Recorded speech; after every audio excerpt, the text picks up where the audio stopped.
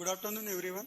I am Dr. Yogesh Jhawar from Department of Anesthesia, GMC Nagpur. We'll be starting the topic preoperative evaluation and risk assessment in patient undergoing anesthesia.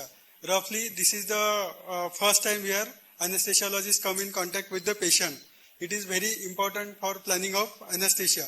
So, what are the objective with this lecture?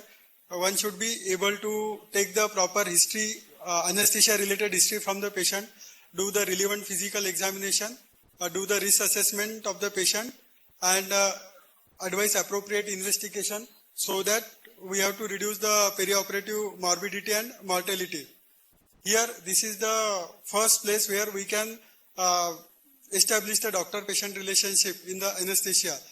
Here, after detailed preoperative evaluation, we have to take informed consent from the patient and optimize the patient for the surgery. So, roughly, I will cover this topic in the 4 parts. First, history taking, physical examination, risk assessment, and investigations. We have to take the detailed history for which the patient has come related to the disease for which he is going to operate. Second thing, we should go through the past medical records of the patient related to comorbidities like diabetes, hypertension, their status, their treatment, their optimization.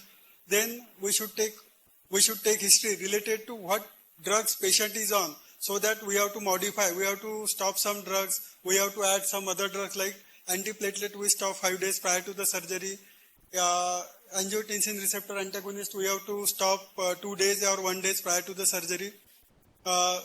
Similarly, we have to take history related to any significant history in the past related to anesthesia, like history of malignant hyperthermia, maybe difficult airways, patient had undergone some tracheostomy, whether there was a difficulty in taking the IV access, history related to the previous surgery. Then some conditions can affect the anesthesia management that runs in the family, like sickle cell anemia, porphyria. Then we have to review all the other system. Then we have to take the NPO status of the patient related what he has taken priorly. Then history of substance abuse like tobacco, alcohol use, chronic kharra fever. There can be limited mouth opening and they can pose to the difficult intubation. Then sometime patients of childbearing age can come for the other surgery, and accidentally you may find that patient is pregnant. So taking the LMP is very important in the childbearing age group. Then you should take history related to the any allergic reaction. Otherwise, you can land up in losing the ASA1 patient just due to allergy if we are not aware about these histories prior. Then, in all patients, we should take history related to the heart failure, then related to the lung disease, asthma, other lung diseases.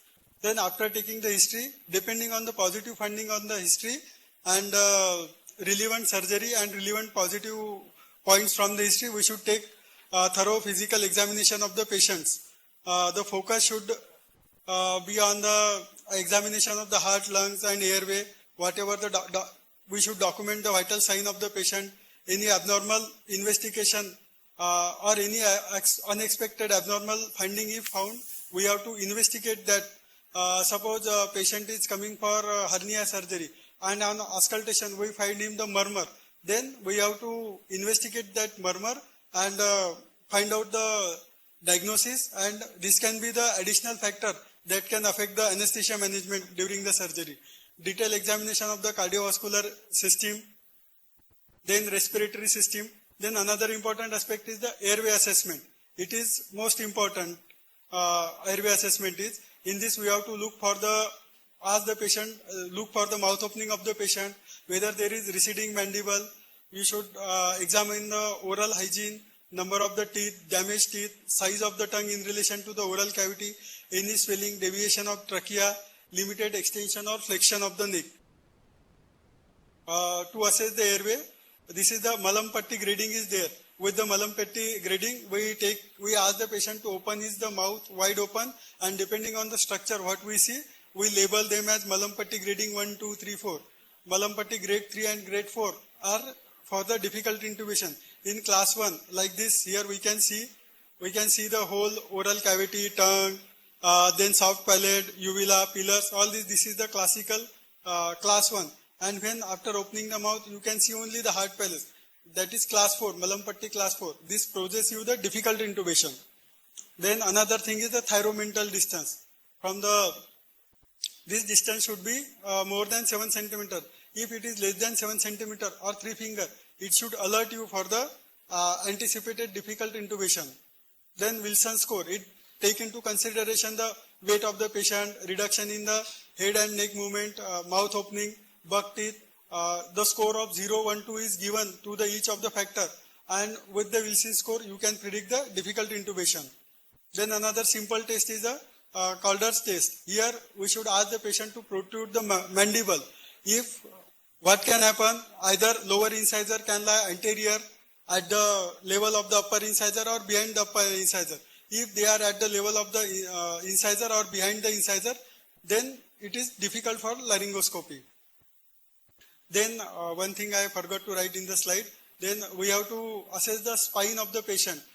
If planning of regional anesthesia is there, whether there is kyphosis, scoliosis, or some short stature of the patient, excessive calcification, this can be the predictor for the difficulty in the spinal, overweight patient. Then after doing the history, physical examination, then we have to advise some investigation to the patient, and we have to assign the risk scoring of the risk scoring to the patient.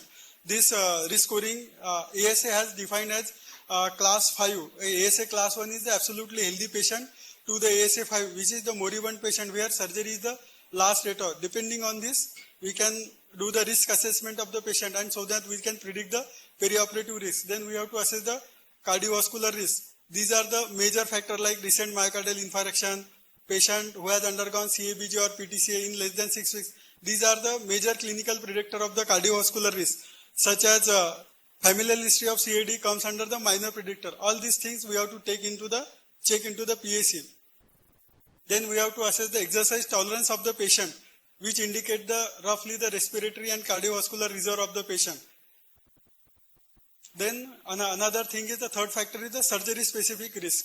There are certain inherent high risk procedure like surgery on aortic surgery, major vascular surgery, prolonged surgery. Then abdominal surgery, thoracic surgery are the intermediate risk procedure, and breast surgery, superficial surgery are the low risk procedure. That means here we take into consideration the 3 factors: patient related factor, then surgery related factor, and one functional tolerance of the patient. From this we rate assess the risk of the patient. After this risk assessment, we told the patient that this is the high risk surgery. Suppose hernia can be a simple surgery in the ASA1 patient, like young patient like you, but this same hernia can be a difficult in the obese with cardiac disease, with respiratory problem. This can be high risk for that patient. So all these factors you have to take into consideration. Then after this you have to optimize the patient and do some investigation. These are the ASA guideline in the May 22 issue. Here routinely CBC is suggested for the patient undergoing minor and intermediate major surgery. That means CBC is a must. Second thing, preoperative creatinine is important in patient undergoing intermediate and major surgery. That means in minor surgery, patient undergoing ASA1 patient undergoing minor surgery, you need not to do creatinine. Then regarding liver function test, it is suggested only for the patient undergoing major surgery. That means for moderate surgery or mild surgery with ASA1 patient, we does not need LFT.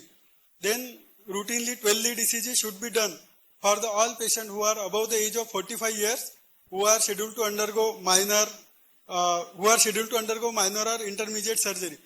Irrespective of the age or the class of the patient, if the patient is posted for the major surgery, you need to do the 12-lead ECG. Then X-ray chest, it is suggested for all patients above the age of the 50 years which are undergoing intermediate and major surgery.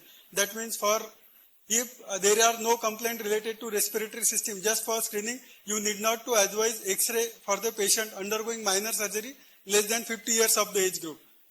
Suppose many times this patient get postponed, already they are investigated. What is the validity of these investigations? If there is no change in the physical condition of the patient or no other complaint of the patient, and previously all the investigations are normal, they are considered to be valid for the period of the 2 months. After 2 months, you need to do the afresh investigation.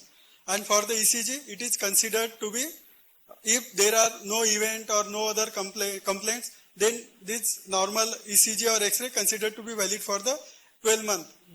In between the period, if clinical condition of the patient has not changed. So roughly in brief, I have covered this point under the topic of history taking, then physical examination, risk assessment of the patient, and